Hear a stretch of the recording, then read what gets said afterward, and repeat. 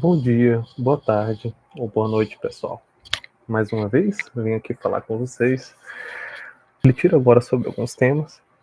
Da última vez, na última votação no canal, e eu estarei colocando também algumas outras votações. Então, a partir disso, uma dessas votações, já tem um vídeo aqui sobre os puritanos, agora o vídeo sobre C.S. Lewis, os livros que tem do C.S. Lewis, produzidos por ele. Pela graça e misericórdia de Deus, consegui forças para gravar esse vídeo para vocês. Espero que vocês gostem, espero estar acrescentando coisas boas a vocês. E não somente isto, mas eu também espero que possa estar ajudando vocês também a aprender um pouco sobre esses temas muito caros, muito importantes.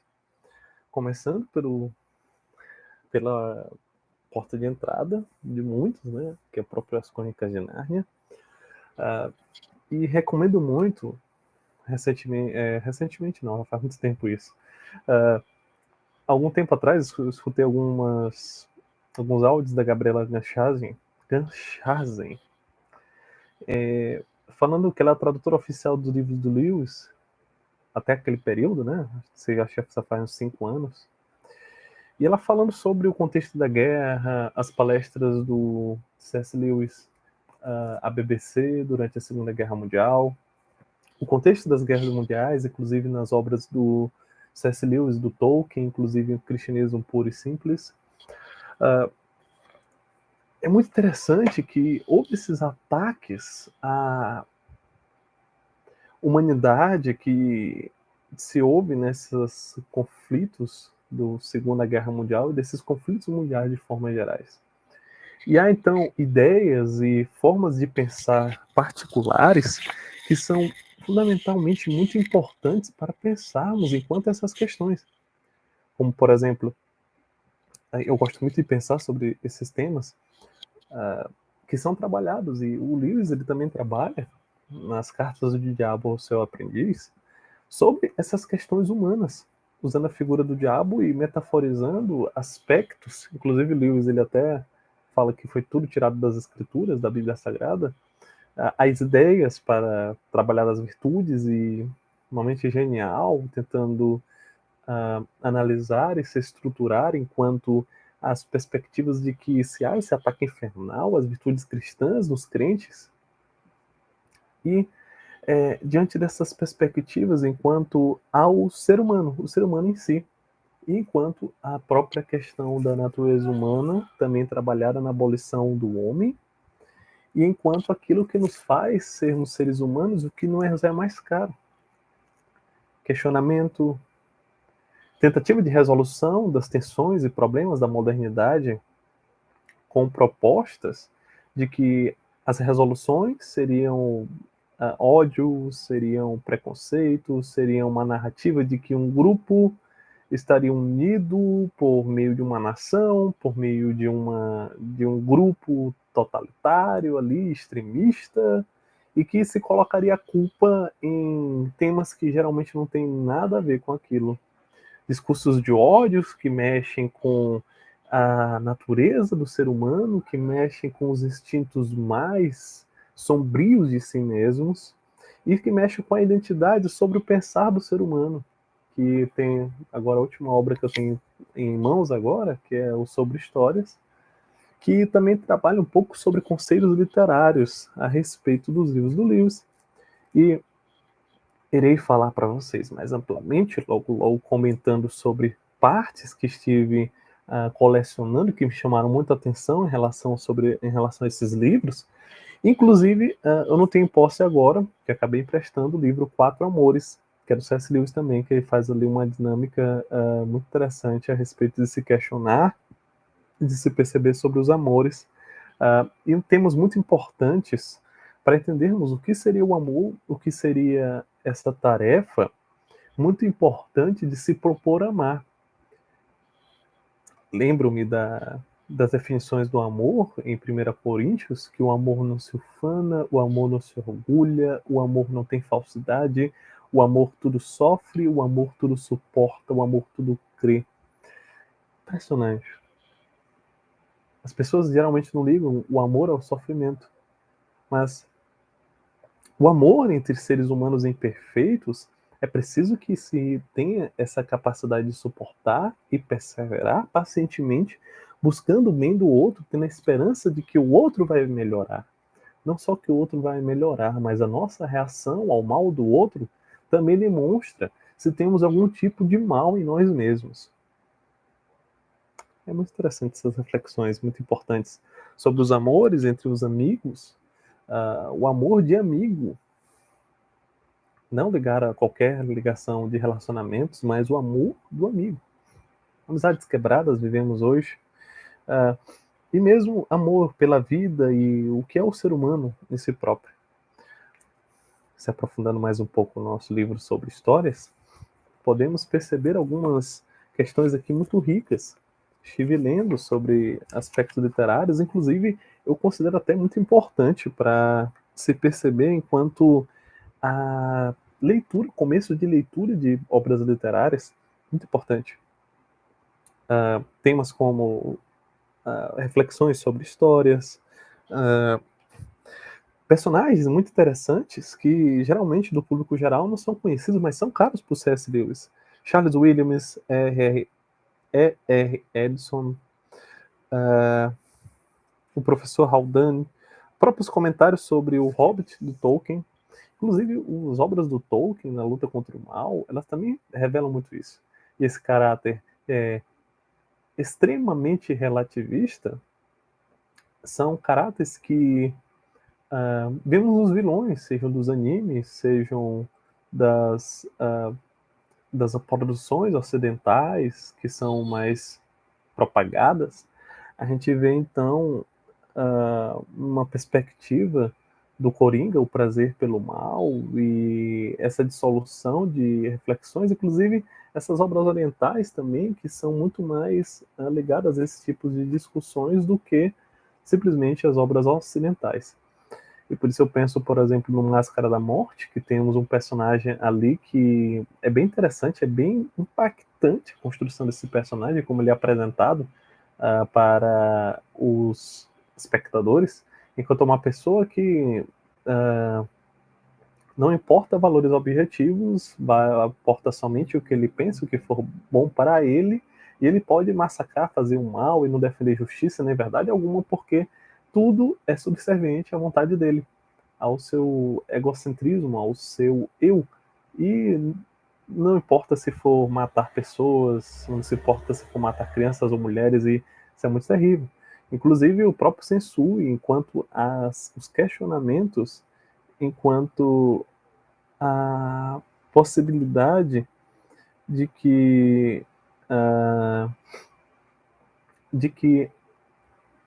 ele então se questiona a partir de ver a fita do Capítulo Negro, ele se decepciona profundamente com o ser humano, se questiona sobre a origem do ser humano e começa e já que o mundo dele desabou, já que ele tinha uma crença que o sustentava, que existia bem no mundo, ele então se frustra com tanta maldade que existe, não acreditando que ainda há esperança em outros lugares.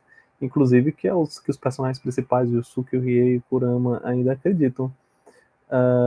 A partir disso, então, se deve ser pensado enquanto essas dinâmicas, e que não é distante do que sabemos. Por que então não mover um padrão moral e transformar uma pauta em algo forte o suficiente para destruir outros grupos sociais, o outro, o que é diferente? Isso temos que tomar muito cuidado, porque com essas mudanças que o Lewis ele tenta então fazer pensar dessa forma, são mudanças ocorridas com força na época dele e que já temos ecos muito mais fortes em relação a todas essas circunstâncias que acontecem, inclusive que chega a ser até assustador, dos anos 2000 até os dias de hoje. A partir disso, então, temos obras como ele faz nesse livro uma análise do George Orwell, 1984. Ele faz também análise sobre Senhor dos Anéis, sobre Dorothy Sayers, que são nomes aqui conhecidos muito pela galera que gosta de ler ficção científica. Ele também fala sobre por que, por vezes, os contos de fada podem dizer melhor do que deve ser dito. E ele tenta, então, trabalhar a respeito das possibilidades de metáforas ou de perspectivas. Inclusive, o Tolkien também trabalha muito sobre isso nos contos sobre árvores e folhas, que ele fala sobre contos de fadas, e trabalhar, então, enquanto a questão de contar histórias muitas vezes nos dizem muito mais do que aquilo que podemos dizer teoricamente. É muito interessante, inclusive, que o relato bíblico, a maioria dele, inclusive nos 39 livros do Antigo Testamento, que se fala enquanto a histórias. O povo de Deus tendo que aprender do próprio Deus através de histórias em relação ao relacionamento com ele. Então, através da palavra de Cristo, há um relacionamento com Deus, de que a palavra de Cristo ricamente habitando em nosso coração, temos relacionamento com Deus, não só relacionamento com Deus na palavra de Cristo, mas também por perceber a partir da palavra de Deus em Cristo, das cartas, o quanto Deus se revela no Antigo Testamento através de histórias. E então, Deus Todo-Poderoso, ele também trabalha com essas questões. E por isso os livros do Lewis são uma riqueza muito grande. Cresci a minha adolescência, infância e adolescência pensando, não conhecendo tanto obras do Lewis. Depois de uma idade, certa idade, 17 anos, que eu fui conhecer um pouco mais sobre Lewis, e é muito interessante toda essa questão, porque é de se pensar que muitas pessoas, hoje em dia, na sociedade, inclusive foi uma febre, uma certa época, as pessoas lendo Crônica de Nárnia, mas não sabiam que era cristão. Mas pelo menos a mentalidade, o imaginário das pessoas, a reflexão subconsciente estava recebendo influências cristãs ali muito importantes e muito relevante. Inclusive no nosso canal temos a obra da Cabana do Pai Tomás, um vídeo falando sobre as obras da Harriet Beecher Stowe, e muito importante se pensar enquanto cristãos produzindo ficção científica, produzindo filosofia, produzindo literatura, produzindo análises históricas, como sempre tento fazer aqui. Inclusive, o meu favorito até agora é o Sobrinho do Mago, o primeiro, porque a Rainha Branca, a Rainha Má, ela é muito parecida justamente com essas dinâmicas que aconteceram na sociedade, como eu já falei para vocês agora há pouco. A respeito dessas questões, né? Inclusive o impacto do sacrifício de Cristo e do quanto essa figura do Aslan ela pode estar nos transmitindo ensino sobre o Senhor Jesus Cristo.